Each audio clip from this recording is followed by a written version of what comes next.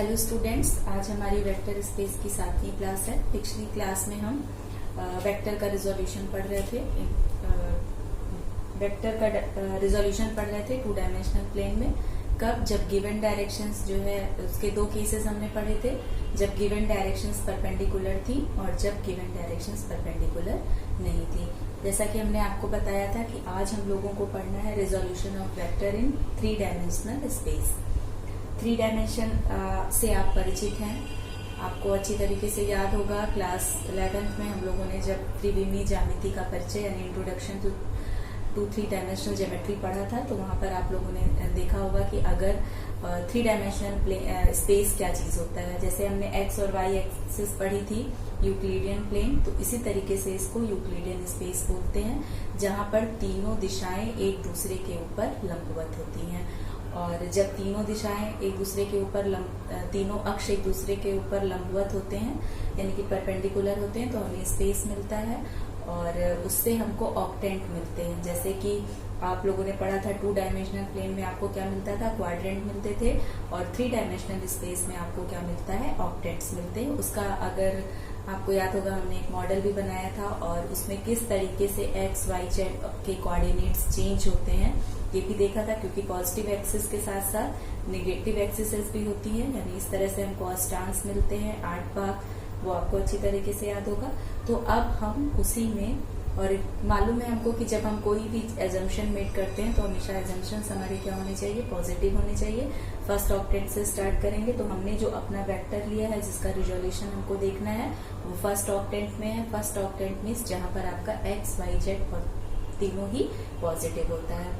तो आइए देखते हैं कि किस तरीके से किसी गिवन वेक्टर ए बी को हम 3 डायमेंशनल स्पेस में वियोजित या रिजोल्व कर सकते हैं।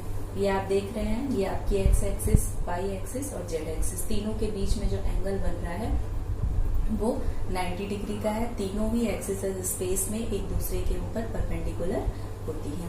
यहाँ पर आपका गिवन वेक्टर है ए बी, और ए बी वेक्टर चूंकि स्पेस में दिया हुआ है, हम पोजीशन वेक्टर आपने पढ़ा है, ए बी वेक्टर को हमने लाके ओरिजिन पे शिफ्ट किया है और उसी के मैग्नीट्यूड और विद सेम डायरेक्शन हमने एक नया वेक्टर लिया है ओपी वेक्टर, जिसे हमको तीनों दिशाओं, तीनों एक्सिसेस के अलोंग रिजोल्व करना है।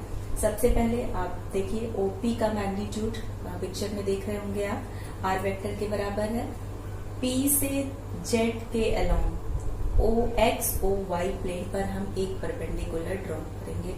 क्यों करेंगे ऐसा? आपको पता है कि जब कोई पॉइंट, जब हम इस प्लेन में पढ़ते थे और उसका एक्स एक्सिस में कितना और वाई एक्सिस का मेजरमेंट निकालने के लिए हमें क्या करना पड़ता था, परपेंडिकुलर ड्रॉप करना पड़ता था उस पॉइंट पर एक्स एक्सिस पर और उसी पॉइंट से वाई एक्सिस पर। फिर हम ओरिजिन से एक्स एक्सिस मेजर करते थे तो वो उसका एक्स अक्ष का निर्देशांक होता था, और ओरिजिन से जहां पर परपेंडिकुलर ड्रॉप किया गया वहां की डिस्टेंस जब मेजर करते थे तो वो आपका वाई एक्सिस का निर्देशांक होता था। तो इस तरीके से हमको एक्स वाई का एक ऑर्डर्ड पेयर मिलता था, जो कि बताता था कि कोई भी बिंदु का एक्स अक्ष पर वो मूल बिंदु से कितनी दूरी पर है और वाई अक्ष पर या वाई एक्सिस पर वो मूल बिंदु से कितनी दूरी पर स्थित है।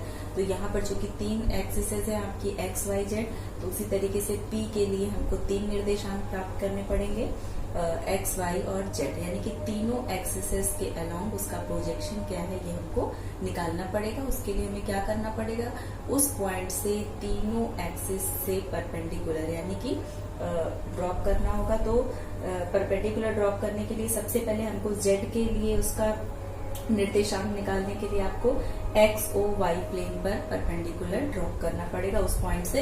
इसको आप ऐसे भी एज्यूम कर सकते हैं, सपोज दैट आप एक खाली कमरे में बैठे हैं, अगर आप उसको अपना फर्स्ट ऑक्टेंट मान लेंगे तो आप उस खाली कमरे में, आपके सभी लोग घर में रूम होंगे, कोई भी एक कॉर्नर एज्यूम कर लीजिए, जो आपकी हाइट है आप उसको जेड एक्सिस एज्यूम कर लीजिए, एक साइड को आप एक्स और दूसरे साइड को आप वाई मान सकते हैं। अब आप सोचिए कि कोई पॉइंट है या कोई आप कुछ भी रख के देख सकते हैं, वो स्पेस में टंगा हुआ है, तो जेड एक्सिस का निर्देशांक निकालने के लिए ऑब्वियसली आपको जो प्लेन है जहां पर आप खुद खड़े हुए हैं या बैठे हैं उस पे परपेंडिकुलर ड्रॉप करना होगा। वो किसके पैरेलल होगा, आपका जेड एक्सिस के, यानी कि आप देख रहे हैं ओ जेड और पी एन। क्योंकि चित्र ऐसा बना है, हमारे पास ये 2 डायमेंशनल प्लेन है और उसमें हमको 3 डायमेंशन शो करना है, तो आपको थोड़ा सा एजम्पशंस करना होगा और जिन बच्चों ने मॉडल बनाया था मेरे साथ क्लास 11th में, मॉडल को देखा था, अच्छे से समझा था, तो वो लोग बहुत अच्छे से इसको एज्यूम कर सकते हैं। पॉइंट आपका किसी भी, जैसे आप घर में उसके कॉर्नर से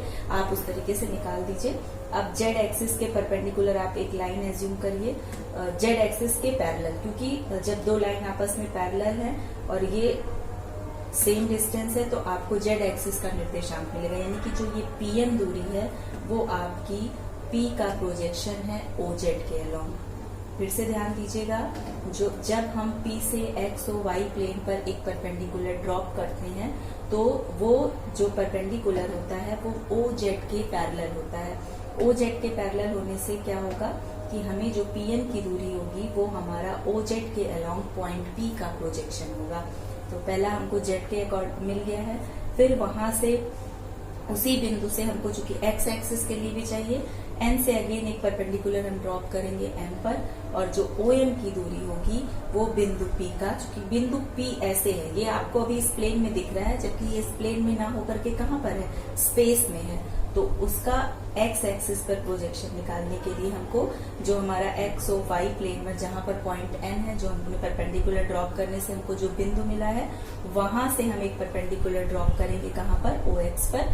वो OX को M पॉइंट पे कट करता है और जो OM दूरी होगी वो आपकी P का प्रोजेक्शन होगा अलोंग द X एक्सिस।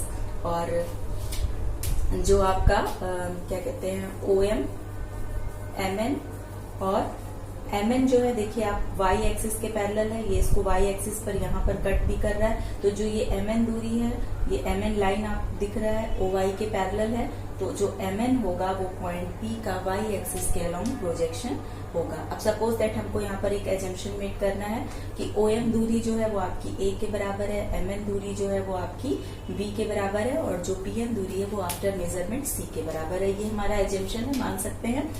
अब हमको, चूंकि OM है वेक्टर फॉर्म में, उसको दिखाने के लिए अगर OM वेक्टर है, अब ये देख सकते हैं यहाँ पर आप OP क्या हो जाएगा, OM plus MN plus NP। आप देख रहे हैं OM MN मिलकर के क्या बनेगा, ON बनेगा, और MN और NP मिलके फाइनली आपका क्या बन जाएगा, OP वेक्टर, जिसका रिजोल्यूशन हमको निकालना है। रिजॉल्व पार्ट की खासियत क्या होती है कि जब हम उनको ऐड करते हैं तो हमको हमारा ओरिजिनल वेक्टर का मैग्नीट्यूड मिल जाना चाहिए। तो यहाँ पर देख रहे हैं आप OM MN प्लस NP को जब हम ऐड करते हैं तो हमको OP वेक्टर मिल जाता है। लेकिन जो हमने एजम्पशन मेक किया है OM वो A के बराबर है, ये प्योरली एक स्केलर है, उसको वेक्टर फॉर्म में, लेकिन चूंकि हमको, और OM के क्या है, OM वेक्टर है, तो OM को वेक्टर फॉर्म में कन्वर्ट करने के लिए क्या होगा, आपको फॉर्मूला यूनिट। अब यहाँ पर एक चीज और है, जब हमने आपको 2 डायमेंशनल प्लेन में रिजोल्यूशन बताया था वेक्टर्स का, तो क्या बताया था कि X एक्सिस के अलोंग जो यूनिट वेक्टर होता है उसको हम I वेक्टर, इसी तरीके से Z के अलोंग, Y एक्सिस के अलोंग जो होता है उसको J वेक्टर, और Z एक्सिस के अलोंग जो होता है उसको K कैप से डिनोट करते हैं। तो अगर I जो है वो X एक्सिस के अलोंग यूनिट वेक्टर है तो I कैप बराबर आपका क्या हो जाएगा, OM vector upon magnitude of OM, क्योंकि हम OM का निकाल रहे हैं, तो OM vector is equal to A into I cap. Similarly MN बराबर, ये आपने 2 डायमेंशनल प्लेन में भी निकाला था, तो आई होप आपको दिक्कत नहीं होगी, इसे ज्यादा एक्सप्लेन करने की जरूरत नहीं है। OM वेक्टर आपका AI कैप, MN वेक्टर आपका BJ कैप, और NP वेक्टर आपका CK कैप के बराबर है। जब वैल्यूज को हम OM plus MN plus NP में पुट करेंगे तो OP वेक्टर जो हो जाएगा आपका क्या हो जाएगा, AI cap plus BJ cap plus CJ cap. और यही है आपका किसी वेक्टर AB को जब हम उसको शिफ्ट कर देते हैं, उसके मैग्नीट्यूड और डायरेक्शन के बराबर दूसरा वेक्टर OP खींचते हैं और उसको 3 डायमेंशनल स्पेस में रिजोल्व करते हैं, तो ये इसका रेजोल्यूशन है। AI कैप जो है आपका X एक्सिस के अलोंग, BJ कैप आपका Y एक्सिस के अलोंग, और CK कैप आपका Z एक्सिस के अलोंग। और जब तीनों रिजोल्व पार्ट को आपस में ऐड करते हैं तो हमको हमारा वेक्टर OP R वेक्टर के बराबर है, जो कि उसे मिल जाता है। अब लिखने का तरीका कहीं कहीं आपको मिलेगा, R vector is equal to, इस तरीके से ट्रिपलेट फॉर्म में होगा ABC, इसको हम बोलते हैं ऑर्डर ट्रायड। इसका मतलब अगर ये R वेक्टर कहीं भी दिखा रहा है और ये ट्रिपलेट है, ये ट्रायड फॉर्म में लिखा है, तो इसका क्लियर कट मतलब है कि ये एक स्पेस में है, ये वेक्टर 3 डायमेंशनल स्पेस में स्थित है, और ABC जो है वो उसकी रिजॉल्व पार्ट के प्रोजेक्शंस है, यानी कि A जो है वो X एक्सिस के अलोंग उसका स्केलर वैल्यू है, और उसी तरीके से बी और सी। तो आई होप आपको resolution of vector in 3 dimensional space समझ में आ गया होगा। नेक्स्ट जो हमें पढ़ना है, कुछ बच्चों को कंफ्यूजन था कॉन्सेप्ट ऑफ पैरेललिटी और क्या कहते हैं कोलिनियरिटी, तो उसको हम लोग थोड़ा सा और आज देखेंगे कि equal vector, parallel vector, collinear vector और कोप्लेनर वेक्टर्स किस तरीके से एक दूसरे से अलग होते हैं और उन पे बेस्ड कुछ थ्योरम्स भी देखेंगे।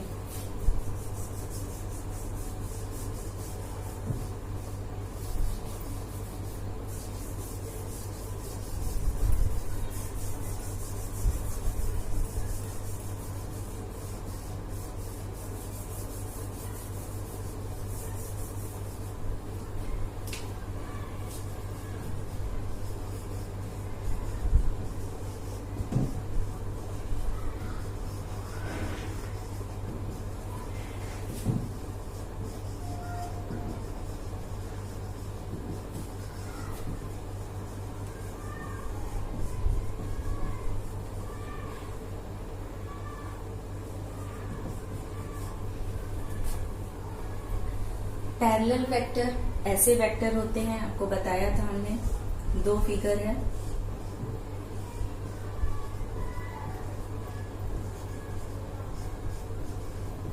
ए vector is parallel to B vector. 2 ऐसे वेक्टर्स जो किसी एक ही लाइन के समानांतर हों या आपस में समानांतर हो, उनको हम पैरेलल वेक्टर कहते हैं। लेकिन पैरेलल वेक्टर की ही दूसरी कंडीशन ये होती है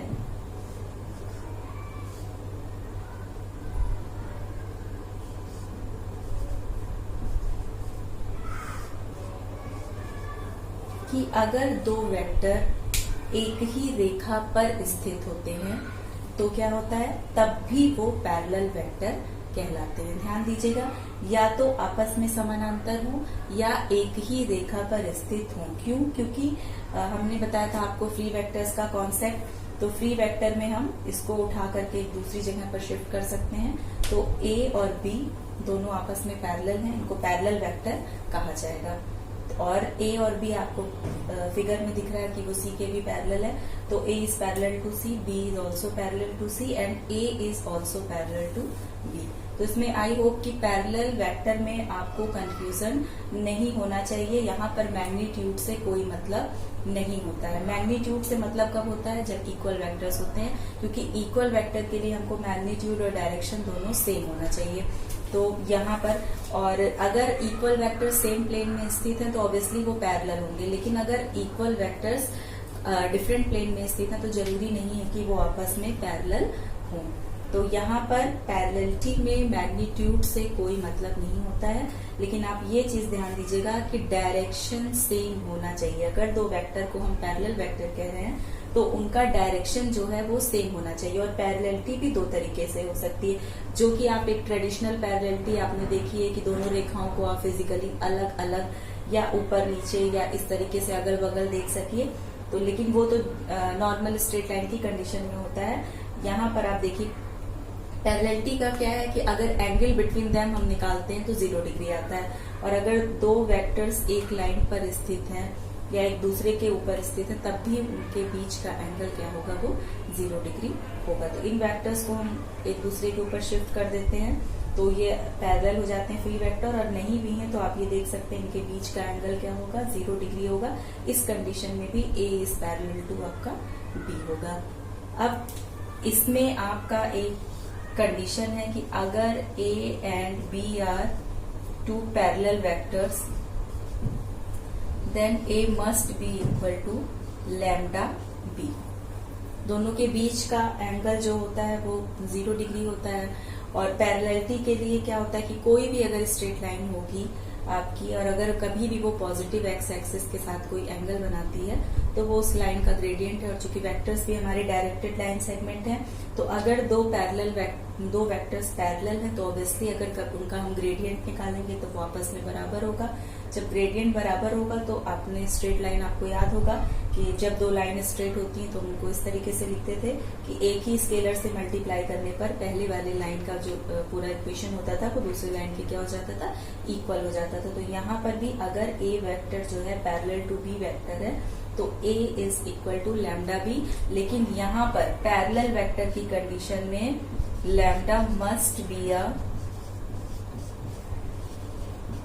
पॉजिटिव स्केलर। लैम्डा की वैल्यू आपकी पॉजिटिव होनी चाहिए। क्यों होनी चाहिए कि लैम्डा की वैल्यू पॉजिटिव इसलिए होनी चाहिए क्योंकि जब पॉजिटिव होगा तभी A और B का मान जो है दोनों एक मतलब पॉजिटिव रहेगा। इसलिए क्योंकि दोनों का डायरेक्शन सेम है। अगर यहाँ पर लैम्डा का मान हम नेगेटिव लेंगे तो vectors should be anti parallel. Anti parallel हो जाएगा। डायरेक्शन की इसमें बहुत इंपॉर्टेंस होती है क्योंकि अगर A is equal to lambda B तो आपको नेगेटिव वेक्टर्स आपने पढ़ा होगा ऋणात्मक सदिश, तो वो ऋणात्मक सदिश को डिनोट करने लगेंगे।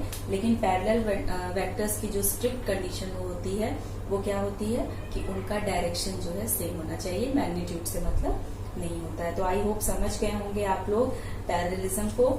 इसी में आप कोलिनियरिटी देख लीजिए कि दो वेक्टर्स अगर पैरेलल हैं तो वो कोलिनियर होंगे। A वेक्टर और ये है B वेक्टर, ये दोनों आपका पैरेलल है। पहली condition, parallel vectors collinear vector होते हैं। नेक्स्ट,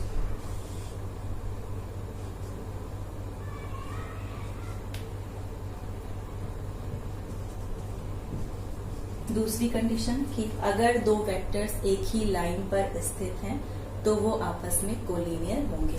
ये आपकी दूसरी कंडीशन है। यहाँ पर आप देख सकते हैं कि वेक्टर A और वेक्टर B दोनों एक ही लाइन पर स्थित है, इसलिए ये कोलिनियर है।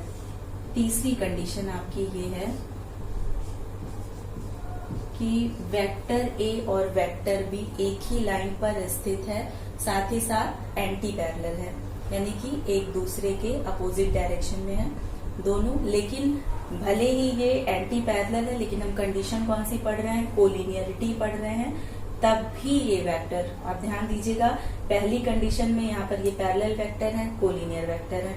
दूसरी कंडीशन में ये भी ये पैरेलल वेक्टर की है और साथ ही साथ कोलिनियर वेक्टर है। लेकिन यहाँ पर देखिए कि ये पैरेलल वेक्टर्स नहीं है लेकिन फिर भी ये कोलिनियर वेक्टर है, क्योंकि कोलिनियर वेक्टर की डेफिनेशन क्या होती है कि दो वेक्टर्स अगर एक ही लाइन पर स्थित हैं या एक ही क्रिया रेखा के समानांतर हैं तो हम उसे क्या कह सकते हैं, कोलिनियर वेक्टर कह सकते हैं। अब देखिए यहाँ पर क्रिया रेखा शब्द का यूज हुआ है, एक्शन लाइन वर्ड का यूज हुआ है, एक्शन वेक्टर का यूज नहीं हुआ है। दिस मीन्स जिस लाइन के वो पैरेलल हैं गिवन वेक्टर्स वो सिंपली एक लाइन सेगमेंट है। सपोज दैट आपका ये है वेक्टर A,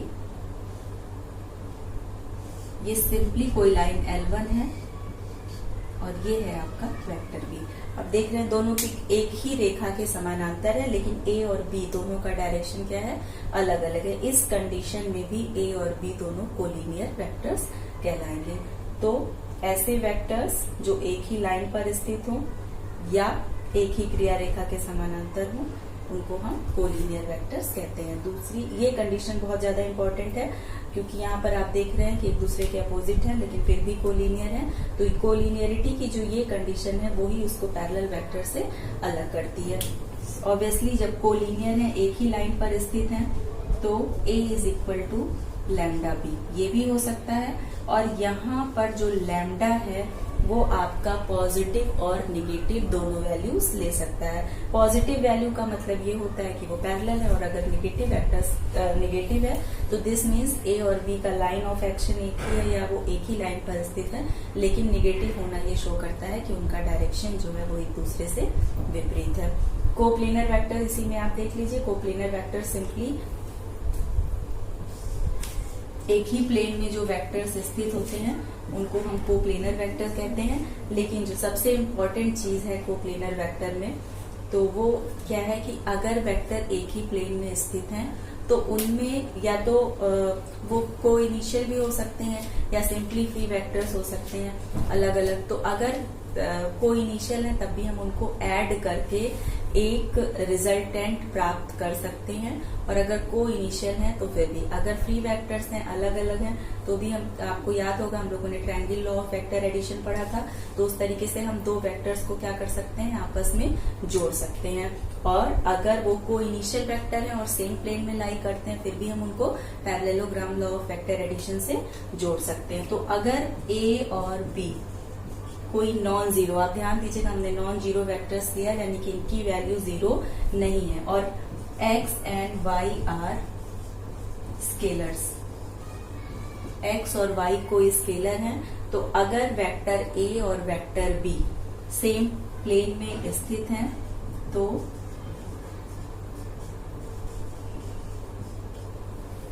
आपकी ये कंडीशन होगी। बाद में इसी से हम इक्वेशन ऑफ प्लेन भी निकालते हैं, यानी कि वो जरूर से जरूर ऐड किए जा सकते हैं जहां पर x और y कोई स्केलर हैं। अब आप ये देख लीजिए, और इसमें एक कंडीशन और है, x और y दोनों कभी एक साथ जीरो नहीं होंगे, एक साथ जीरो नहीं होंगे। और अगर कहीं पर लिखा हुआ है कि x a और y b is equal to zero, तो उसका क्लियर कट मीनिंग होता है कि x और y दोनों की वैल्यू साइमल्टेनियसली जीरो है, क्योंकि a वेक्टर और b वेक्टर को हम ऑलरेडी एज्यूम कर चुके हैं कि these are non zero vectors. तो आई होप कि अब आपको कॉन्सेप्ट ऑफ पैरेललिज्म, कोलिनियरिटी और कोप्लेनरिटी में कोई कंफ्यूजन नहीं होना चाहिए। नेक्स्ट क्लास में हम लोग डायरेक्शन रेशियो और डायरेक्शन कोसाइन के बारे में पढ़ेंगे।